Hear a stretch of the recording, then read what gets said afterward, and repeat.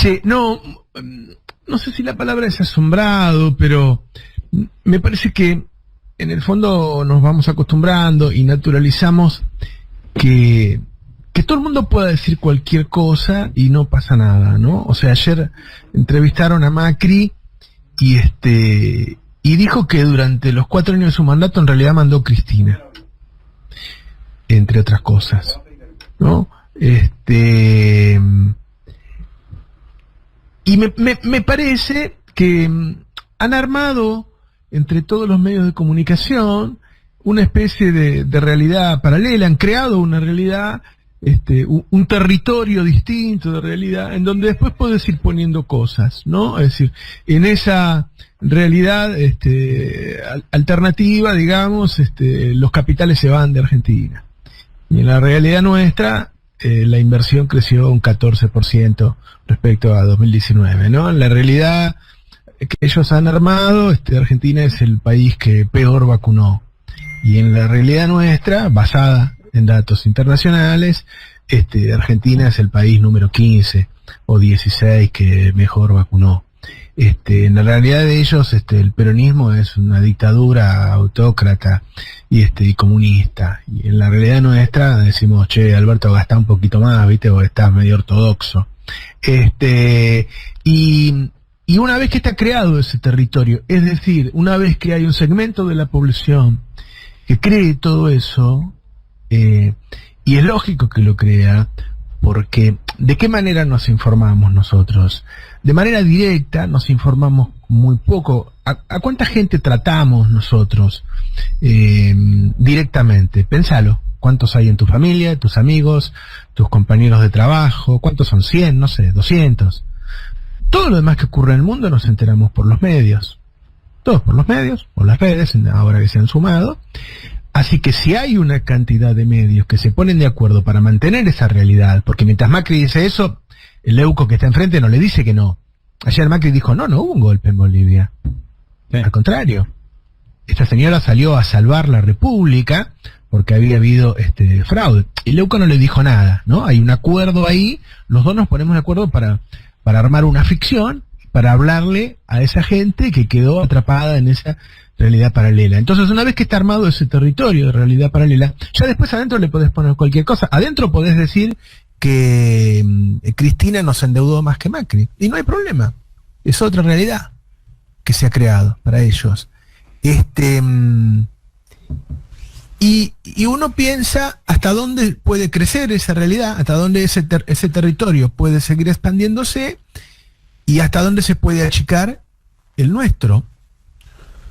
La verdad es que esa realidad funciona muy bien en Cava, funciona muy bien en Córdoba, funciona muy bien en Santa Fe, funciona muy bien en Entre Ríos, donde está muy arriba, hoy Juntos por el Cambio, funciona muy bien en Jujuy, funciona muy bien en Mendoza. Es decir, no hay dos giles distraídos que se creen todo eso y habitan en ese territorio de realidad paralela. Hay millones. Y quizá con este formato no haya otra forma, porque al fin y al cabo, la forma en que vos conocés los hechos que no ocurren alrededor tuyo es esa. Te informás de esa manera. Esa batalla en términos de medios, somos pocos los que la estamos dando, ¿no? Yo veía ayer cerró agosto, por ejemplo. La televisión ha caído mucho. Yo cuando me fui en 2017, el promedio del mes había de nuestro programa de economía política fue exactamente 5 puntos, 5.0, y el promedio del canal había sido 3. Hoy el promedio del canal creo que fue 1.7 el mes pasado, es decir, casi la mitad del público perdió C5N. El mes lo ganó TN y el prime time lo ganó La Nación Más. Por primera vez La Nación Más, desde que empezó, no empezó hace mucho, ¿no? Ya es líder del prime time. Es decir, ese discurso alternativo, esa realidad paralela, llevada a un extremo, como se lleva en La Nación Más, hoy lidera el horario de opinión. Con poco, porque la TV es cada vez más chica, es un aparato medio en desuso, es reemplazado por el celular, pero digamos que la gente que busca información o que a la noche tiene muchas ganas de informarse, qué sé yo, que en vez de ver Netflix quiere ver eso, sigue yendo ahí, pero vos pensá, ¿por qué ganaba C5N, entre otras cosas? Porque estaba solo, todo el público se concentraba ahí y el resto se dividía en La Nación Más, TN, América 24 y qué sé yo. Ahora, a pesar de que está concentrado ahí, igual pierde. Como si fueran saltando algunos de una realidad a la otra. Me parece que debe tener que ver con muchas cosas, porque la gente está media desanimada, porque no está bien, porque la pandemia le destruyó el bolsillo, qué sé yo. Me parece también que tiene que ver con que C5N no refleja esa realidad, porque C5N hace algo parecido a lo que hizo TN durante el macrismo, es decir, le hace oposición a la oposición. No sé, un programa de 2 horas, está 1 hora hablando de lo que pasó hace 2 años, entre 2015 y 2019, como una especie de libro de historia. Y después el resto habla mal de la oposición. Y la verdad que la oposición es responsable de muchas cosas, pero no está gobernando. Si yo quiero hablar de la inflación, tengo que empezar hablando de Guzmán. Después puedo decir en el medio, bueno, porque el lofer, porque Guzmán tiene límites, por la ecuación de poder y qué sé yo. Pero, o sea, si la gente quiere informarse hoy, C5N no se lo da. No le habla del precio de la carne, no le habla de la inflación, no le habla de la falta de empleo, no le habla de que los ingresos pierden con la inflación, no le habla de eso. Le habla de Pepín, qué sé yo. Entonces, eso que me parece que aleja a la gente. Que la gente prefiere escuchar hablar de la realidad a una periodista que le cae mal que no hablar. Pero digo, no, de ninguna manera digo que sea la responsabilidad de C5N, donde están los mejores periodistas del país en materia televisiva. Digo que han elegido una línea editorial que yo me saldría de ahí porque ha sido expulsiva, ha echado a la mitad de la gente que se ha ido de C5N, ha sido expulsiva. Por ahí el que me está escuchando y sigue viéndolo y dice, no, pero a mí me gusta, bueno, pero la mitad se fue y las elecciones se ganan con cantidad. Entonces, hoy deja de ser funcional al proyecto y es disfuncional, porque echa a la gente y la manda a escuchar a otro lado. Pero digo, no es de ninguna manera responsabilidad de C5N, que ha sido una isla en donde pudimos hacer pie en estos años. Lo comento muy al pasar. Lo que digo es que es muy fuerte que haya tanta gente que sea capaz de escuchar a un Macri que diga, no, la que nos endeudó fue Cristina y Alberto y no yo, o en Bolivia no hubo un golpe, cosas por el estilo. Es decir, que hable de una realidad que no existe, pero que sin embargo esa realidad que no existe sea creída por millones de personas. Sí, ¿no? Sí, sí. Y que estemos ante una elección que la deberíamos ganar caminando, porque el gobierno de Alberto es 1000 veces mejor que el gobierno de Macri, y sin embargo veo un montón de provincias en donde ellos ganan. Cuando veo las encuestas provincia por provincia, digo, la pucha. El centro todo. Yo no sé después cómo va a salir, por ahí en noviembre mejora, qué sé yo, ¿no? El centro todo. Están arriba ellos. Y Cava, por supuesto, también. Y después Jujuy y alguna otra más. Bueno, Corrientes la acaban de ganar. Digo, ¿por qué no terminamos de sacar el diagnóstico de que el problema es ese? De que si todo el día se le dice a la gente que la realidad es otra, bueno, ¿qué querés que haga la gente? ¿Que cada ciudadano argentino sea un periodista y chequee a ver si la información que le dan está bien o está mal? No, el territorio en disputa, el territorio de batalla hoy de la política es la información. Hoy se hizo una encuesta hace poco que la mandó a hacer el gobierno. La gente se informa, primero por redes, después por portales, tercero por radio, cuarto por televisión y quinto por diarios de papel. Bueno, el Frente de Todos, la dirigencia popular, tiene que dar la batalla en todos esos frentes.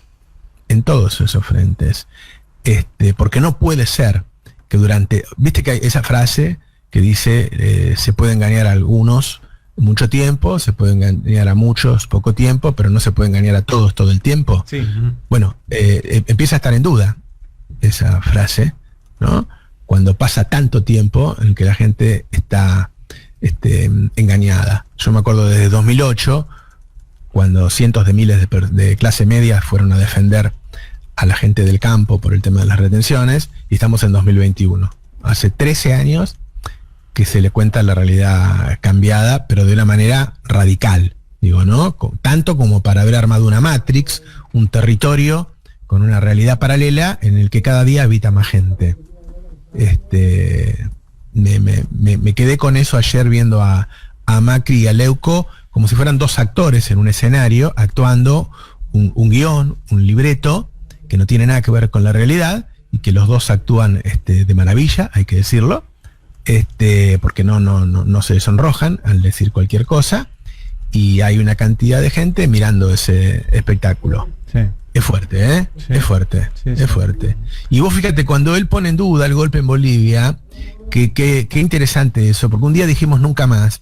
Claro, nosotros no dijimos nunca más al neoliberalismo, nosotros dijimos nunca más a los milicos de alguna manera. Y ahora se ha logrado distintos formatos que la gente no tiene que correrse de ese lugar de nunca más, ¿no? Porque vos le explicás, no, la verdad es que hubo fraude, entonces vino la otra y se reunió una asamblea constituyente y la designaron, y en el caso de Dilma pasó esto, en el caso de Lugo pasó esto, de Celaya, qué sé yo. Entonces la gente dice, bueno, le puede creer a uno o al otro. Yo me acuerdo, para que se vea la extensión del territorio de realidad paralela, que cuando fue el golpe de Estado, Reinaldo Siete Case dijo, sí, esta mujer no debería ser la presidenta, pero antes hay que pensar que hubo un fraude de Evo Morales. Sí. Es decir, Reinaldo Siete Case, que incluso yo te diría que de todo Corea del Centro es el que mejor me cae, Sí. justificó un golpe de Estado. Tuvo una frase peor, dice, ¿por qué yo no puedo criticar a la persona que está en la guillotina? Siete Claro. Case. Está grabado, o sea, lo pueden buscar el día del golpe, estaba hablando de Evo. ¿Por qué Quiere no puedo decir que criticar al que está en la guillotina? El territorio de realidad paralela es extensísimo. Extensísimo. Y es difícil de zafar. Vos subiste a un taxi y bueno, uno está escuchando al Babi, otro está escuchando a Tenem. Y además tienen diques de contención. ¿Por qué? No todos escuchan a Leuco o a la nata, digo, a la parte más extrema. El que se le cae a Leuco la nata cae en un segundo dique de contención, que ahí tenés, qué sé yo, el Majul. Y el que se le cae a Majul va a otro dique de contención que tenés a Fontevecchia. El que se le cae a Fontevecchia va a Tenemo. Y el que se le cae a Tenemo va a Siete Casas. Y ahí sí, Claro. pero después, esto que vos decís, si sumás todo eso es un montón. Yo estoy de acuerdo con todo ese diagnóstico y creo que es cierto y que ese escenario de manipulación mediática es cierto. No sé si es algo que empezó en 2008, creo que es algo que se veía de antes. Cuando uno mira, digamos, lo que era la cobertura de los diarios durante la dictadura, también se veía un divorcio de la realidad similar, o peor incluso. Pero también tengo la sensación de que ese artefacto es un artefacto que no alcanza para ganar elecciones. Que alcanza para garantizar, para consolidar, para darle un mensaje, para darle un sentido, para organizar y ordenar ese 30, 32, 35, hasta 40% duro del antiperonismo que hay en la Argentina. Pero que cuando la gente tiene plata en el bolsillo y está bien, a pesar de todo eso, se gana, como se ganó en 2019 o en 2011. Y que el problema pasa cuando sobre ese 30, 32, 33, 35 ideológico que ellos construyen, refuerzan y consolidan a través de este esquema que ustedes acaban de describir, se le empieza a sumar gente que está desencantada con el peronismo, y no desde lo ideológico, sino desde la vida cotidiana, que está desencantada en realidad, no con el peronismo, está desencantada con el que sea que gobierne, porque en general las elecciones suelen ser más una evaluación del que está gobernando que otra cosa. Por eso, digo, sin querer debatir todo lo anterior, porque es absolutamente cierto. Pero está bueno que debatamos. Y sí. no, es que en realidad no lo quiero debatir, porque estoy de acuerdo, porque de hecho lo venimos diciendo hace 2 años acá. Es que lo primero que tengo que decir es que yo creo que sí alcanza, porque en 2015 Scioli tenía que haber arrasado, porque éramos un pueblo feliz, te diría yo, ¿no? ¿Te acuerdas que festejamos el bicentenario con 6 millones de personas, récord de turismo, la gente no cabía, en Mar del Plata la gente tenía que alquilar un cuarto, qué sé yo, y ellos te clavaron a Nisman, te clavaron a Aníbal 2 semanas antes diciendo triple asesinato y narcotráfico, dijeron que las cuentas de Máximo, que Axel cobraba 400 lucas, qué sé yo. Y sacaron 36 puntos. Bueno, 36 Ganaron puntos. las Después ganaron un balotaje que ya es otra historia. Es otra historia. Ganaron las elecciones y en 2017, después de subirte la tarifa a 2000%, ganaron las elecciones. Para perder, tuvieron que tener 8 millones de personas comiendo en comedores. Claro, si matan a la mitad de la población a tiros en una plaza, alguna vez van a perder, obviamente, pero cada vez nos cuesta más, porque ellos han logrado algo que es, bueno, ahí estamos mal, ¿no? ¿Quién tiene la culpa? Ellos han logrado ser el que señala quién tiene la culpa. Me parece que ahí está el punto. Decir, bueno, hoy estamos mal. ¿Es la pandemia? No. Es Alberto. ¿No? Antes estábamos mal. ¿Es Macri? No. Fue Cristina. Guarda, esa discrepancia está entre los que le asignamos una enorme. O sea, si vos decís, bueno, si la gente estuviera bien, votaría a Alberto. Bueno, estaba bien en 2015 y votó a Macri, qué sé yo. Ya vimos esa prueba de la gente estando bien. Mejor que lo que estábamos. Éramos la economía número 21 del mundo. Nico, 21. Hay Sí, más de claro. 220 países. Éramos la 21. Sí, pero insisto, aún así, digo, de nuevo, venimos en los pases hablando hace 2 años de cómo la comunicación política es parte integral de la política y de cómo se está haciendo mal y se le está regalando ese flanco a la oposición. En eso estamos totalmente de acuerdo. Yo lo que creo es que si nos quedamos solamente en eso, nos estamos perdiendo la mitad de la película. Bueno, yo laburo de eso, qué sé yo. O sea, te planto un árbol, pero no soy jardinero. Yo me imagino que después ellos tendrán que hacer otras cosas, tendrán que hacer buenos armados políticos, tendrán que caminar, qué sé yo. Sí. Yo, que laburo de esto, digo, y que en 2015, cuando ganamos por 4 puntos de la primera vuelta, miré a mis costados y se habían ido todos y me quedé peleando hasta el último día, hasta la segunda, y ganamos perdimos por 1,5 puntos. Digo, se habían ido todos en la tele, no, yo sé que había otros periodistas en otro lado trabajando. Y que ahora me siento otra vez responsable de activar a la militancia para que salga, para que milite y para que busque el voto. Tengo que decir que cada vez me cuesta más. Si yo veo que con esa naturalidad podés, en tantos espacios que tienen, dar vuelta a la realidad de tal manera que ya no es una realidad deformada, sino que es otra realidad armada desde los cimientos. Y además hay un tema, Roberto, que también tratamos siempre, que es hasta dónde la política pública puede combatirle a esa realidad paralela armada mediáticamente. O sea, vos tenés hoy en día políticas públicas que están vigentes, algunas que funcionan mejor, otras que funcionan peor, otras que fueron en intención y no se pudieron aplicar, por ejemplo, el límite a los precios de los servicios de telecomunicaciones, pero tenés una política pública que sí se puede aplicar, como son los medicamentos gratis o un montón de otras. Ahora, ¿hasta dónde? O incluso la vacunación, que el gobierno apuesta mucho a eso, a que por sí sola se relate, a que la persona que fue y se vacunó, después va a su casa y le cuenta a su familia que se vacunó gracias a una gestión de... la gran, me parece, pregunta de todo esto que estamos hablando es, ¿qué nivel de política pública tenés que tener para que simplemente con esa política pública, sin relatarla, sin comunicarla, sin mostrarla en los medios, le gane a la realidad paralela que construyen los medios opositores? A ver, lo digo de nuevo. A mí me cuesta pensar que logremos en las próximas décadas un año tan maravilloso como en 2015. En esas condiciones, en ese año maravilloso, perdimos las elecciones. Pero, Roberto, esas elecciones las perdimos porque la mitad del peronismo en el balotaje decidió a apoyar a Macri.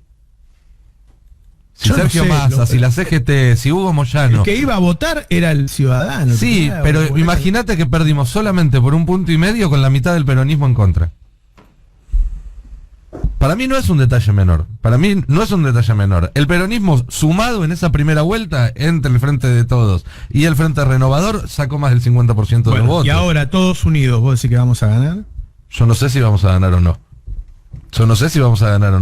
Mirá que estamos, a ver... Mirá que yo soy optimista, pero en este momento no sé si vamos a ganar o no. Ah, ok.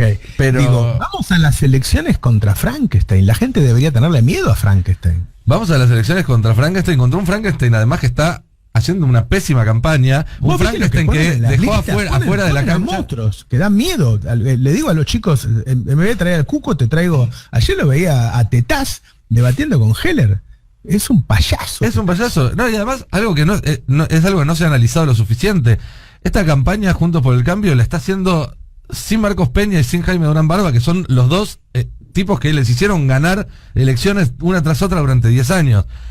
Por eso mismo creo que tiene una chance importante de ganar el oficialismo si logra más o menos en esta recta final concentrar la campaña y hacer una campaña buena y terminar de dar su mensaje, que es algo que le ha costado mucho.